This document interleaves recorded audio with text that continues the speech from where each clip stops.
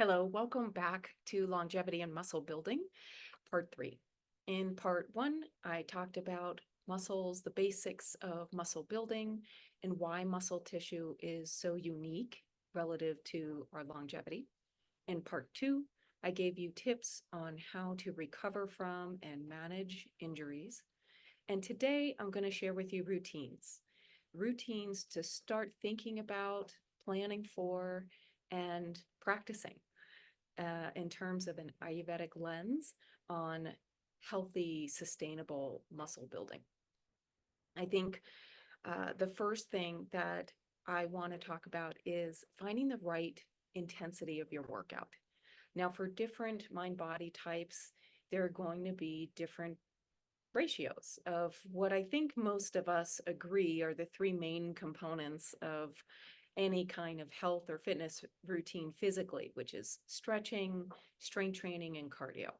So having a mix of these three in different proportions will favor certain mind body types. It'll benefit mind body types more. And so for your constitutions that have more space and air elements, our vata mind body types, generally, I'm going to recommend a gentle intensity to the workouts and workouts that favor and emphasize the lower body, the thighs, pelvis, feet, because these mind body constitutions tend to have a lot of movement in their life.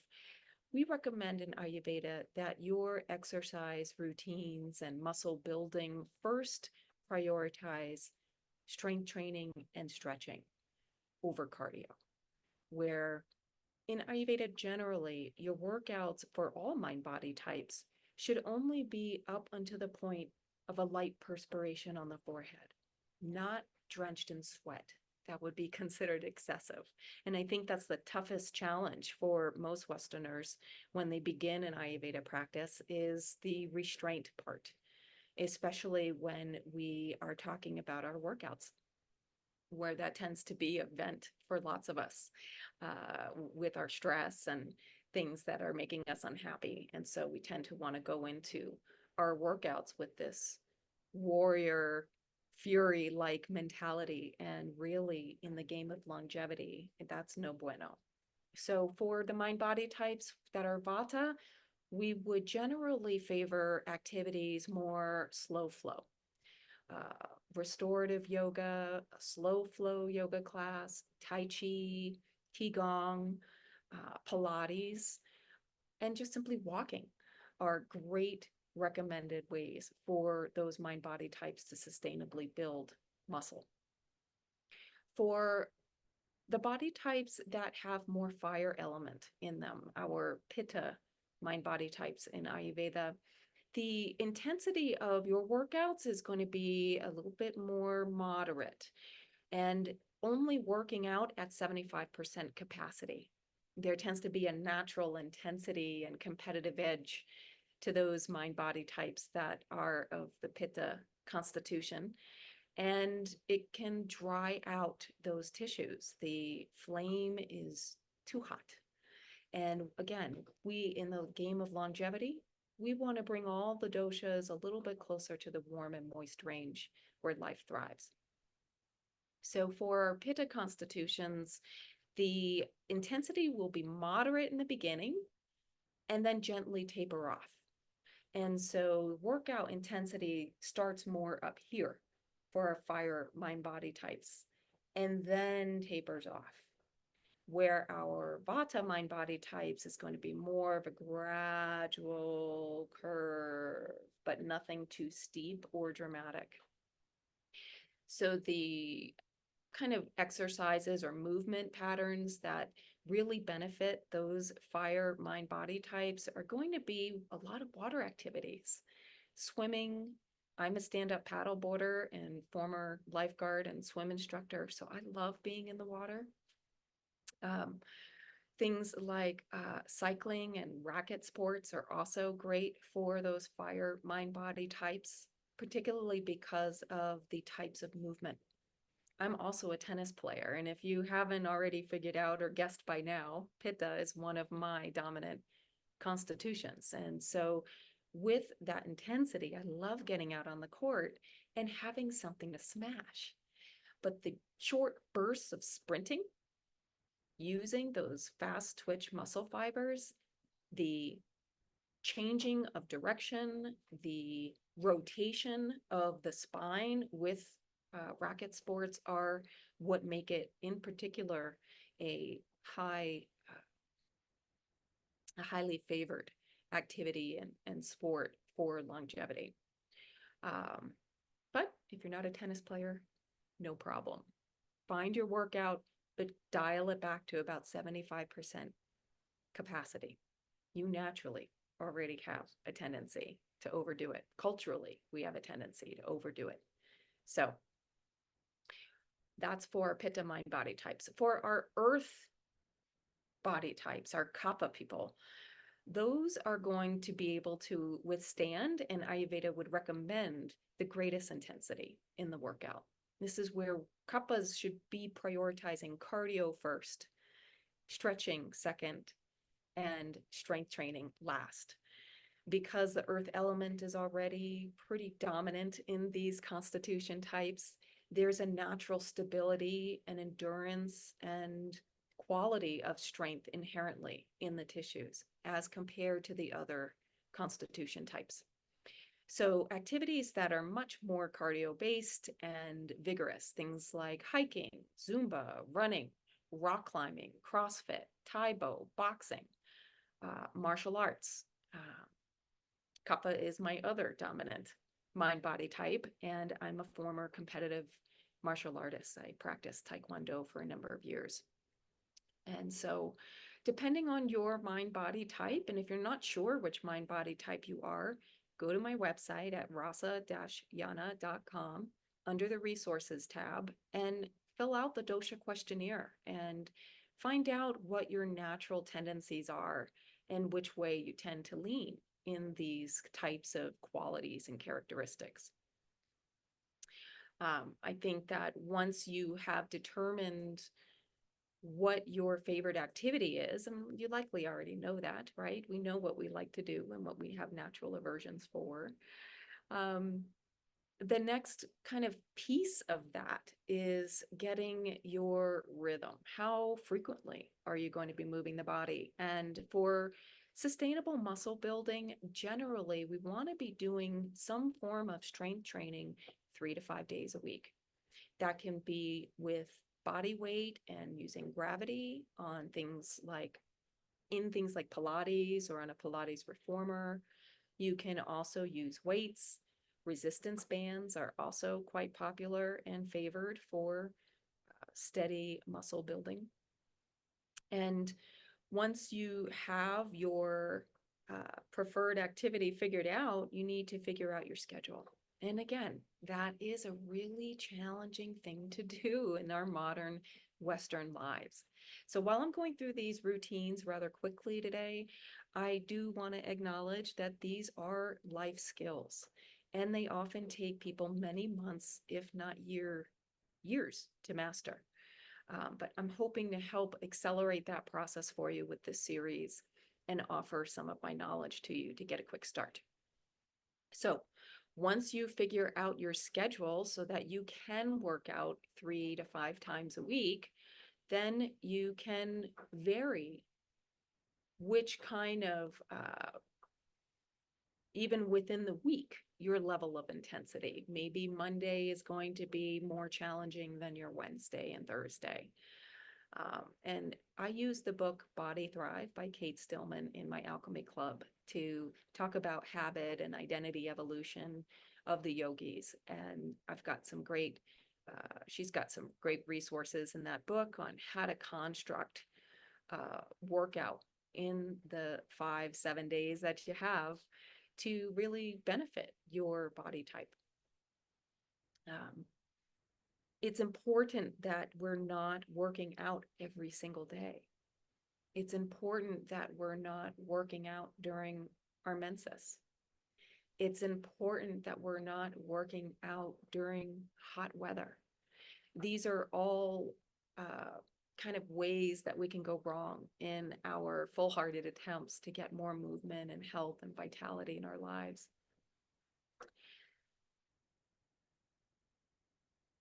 And I think that it's very important to make sure you're scheduling rest as well. At least 2 days of rest a week, where you are only doing gentle activities, restorative activities, much like in that Vata category. Again, I think that's going to be the biggest challenge for most of you, is pulling back and working that routine. I think part of that is being in tune with Mother Nature and the sun cycles, which I talked about in part 1 and part 2 around how we go wrong with muscle building with our modern approach. And a lot of it has to do with the timing of our workouts and making sure that we're prioritizing a night routine and hygiene that's going to really allow for that deep replenishing restorative rest in the evenings. I'll get more specific on recommendations for how to do that in a moment. But first, I want to talk about the morning routines. And the morning is really where we want to prioritize our workouts and our peak protein intake for the day. Generally, because of the cycles with Ayurveda energies throughout a 24-hour period, there are windows of time where one of these mind-body types are going to be more dominant than another. And so 2 p.m. is in the afternoon is the cutoff, if you will, where energies shift from the fiery digestive capacity of Pitta dosha into the more stable, grounded, static energy of, or rather Vata dosha in the afternoon at 2 p.m. We shift from Pitta to Vata, which is much more light and mobile and airy. So we want to be sure that we're intaking our protein for the day when our digestive capacity can handle it best. And that's in the afternoon. In the mornings, we're going to want to generally break our fast, irrespective of whether you're an 8 a.m. eater, or maybe you intermittently fast and you're breaking your fast at 10:30 or 11 a.m. We generally want to try and shoot for 35 to 40 grams of protein when you break your fast. And the recommended ratio of the protein, I can say I have in your manual, I lost it off the top of my head, but there's a specific ratio per pound of body weight that is recommended, and I have that, and I'll pull it up in a moment. And I think where we go wrong most is we're consuming too much protein, highly processed protein in the form of powders and bars and smoothies and such, and we're consuming it too late in the day. And 2 in the afternoon is really when the digestive strength in our gut is plateauing and descending for the evening in preparation for sleep. So make sure that as you work through and plan your meals and recipes, I've included 5 recipes, both for breakfast, 5 for breakfast, 5 for lunch, 5 for dinner, recipes in your manual to get you started on inspiration and how to plan your meals and prep accordingly. Do I eat animal protein? Yes, I do. And I go through periods of my life where I abstain from it completely, and other times in my life, like now, where I use it in moderation, well cooked, and early in the day when I know I can digest it. Well seasoned, cooked with fat in the bone, and that works for me. I have the metabolism for it. But generally, Ayurveda is favoring a plant-based diet, not raw, not vegan, but a balanced diet. And I don't want to get into rigid diet plans. I think that is a disaster in the making. I want you to, again, start building this intuitive nature of connecting the dots of your own experience in your body and that of the world around you. And once you're able to get your routines and meal planning in, you're set up for the day, right? You have fuel that is sustainable. You're not going to experience that late afternoon crash and reach for a latte or sugar typically or snack around 2 or 3 p.m. because you've gotten the protein and the fat in earlier in the day, and that gives us steady energy. Steady energy means calm mind. Calm mind means focused mind. You're able to accomplish so much more with less effort and less errors. So I'm a big fan of using rhythm with my meals and making sure that I keep it pretty light in the late afternoon and the evening. The workout time is similarly going to be ideally before 2 p.m. We want to be ideally moving first thing in the morning before we break our fast, and we want to be moving at an intensity level enough and long enough that you break that light sweat on the forehead. And then once you're done, that's it. You're done, Ayurveda says. You can do more later if you want, but really that's only what you need, and consistently in the mornings over the span of decades. That allows for longevity and allows for muscle tissue to grow and be maintained and slow the natural degeneration that happens as we age. Um, Part of that is making sure that you're getting some sunlight before blue light in the mornings.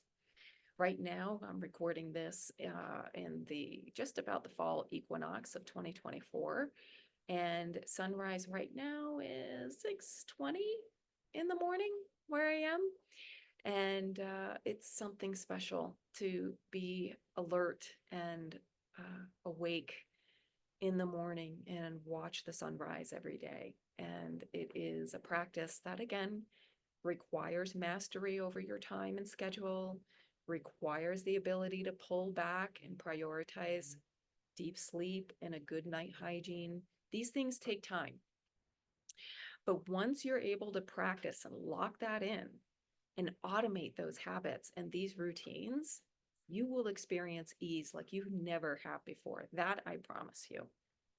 So, getting up in the morning, getting that sunlight first thing, getting your protein in by 2 p.m., your peak protein, meaning the majority of the required amount for yourself that day for your weight and your body type and digestive capacity.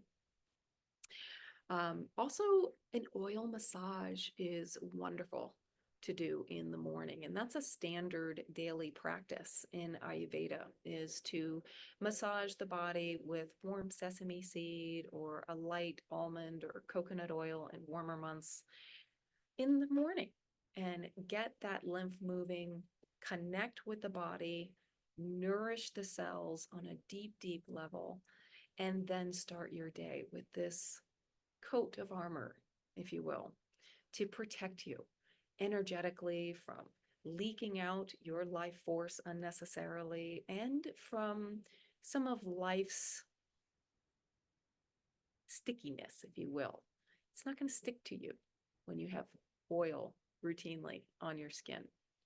And this is a simple practice you can do. Keep a small glass jar with a pump of oil in your shower and take a moment during your morning shower to step out of the stream of water and apply a light coat to your body using circles on the joints and long strokes on the long bones, and work the belly, the legs, breasts, abdomen, back, arms, and then by all means, you can either rinse in the shower after that. Don't use soap and wash off the oil, but let the oil actually do the bathing. It's actually full body oil pulling, is a way you could think of it. And save the soap for the intimate areas, armpits, genitals, face, hands, feet. Otherwise, oil will provide a much deeper cleanse than soap will, and it will nourish your skin and tissues much better. So that is in the morning, kind of your first, and not just the morning, could be the late morning, maybe even midday for you. Those are the routines that we want to stick to.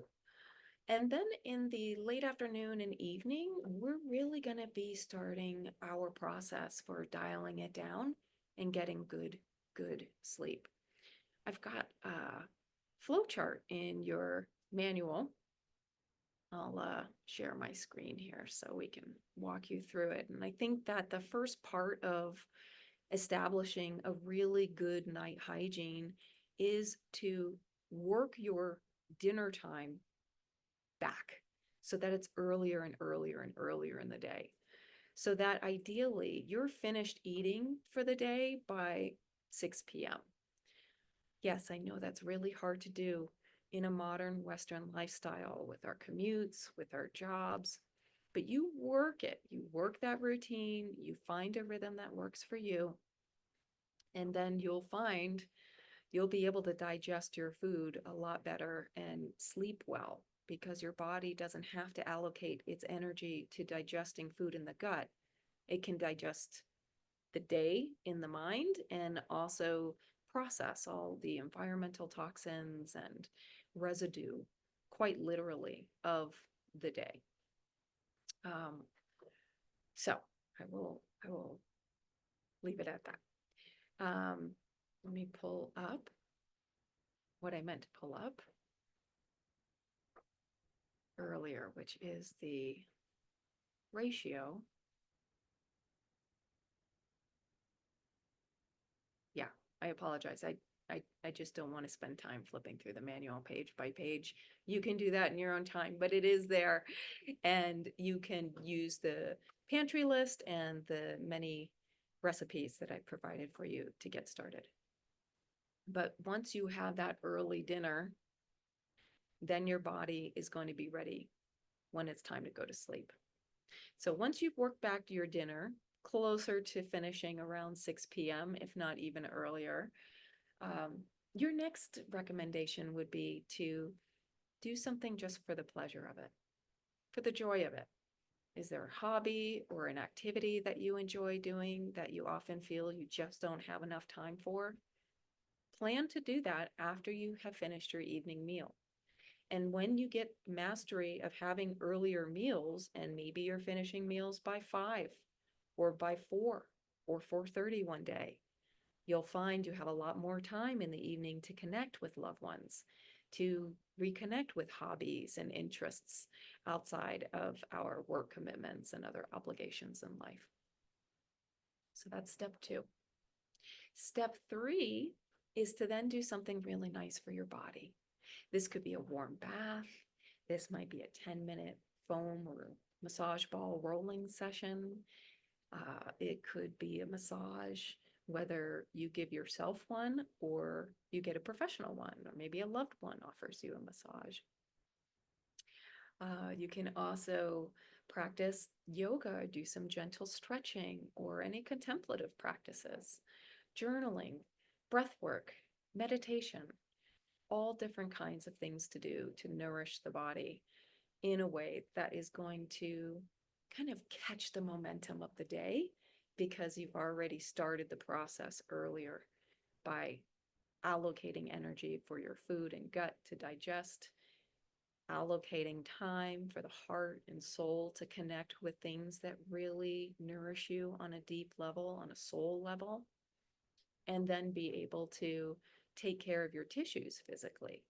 I'm a big fan of foam and ball rolling before bed.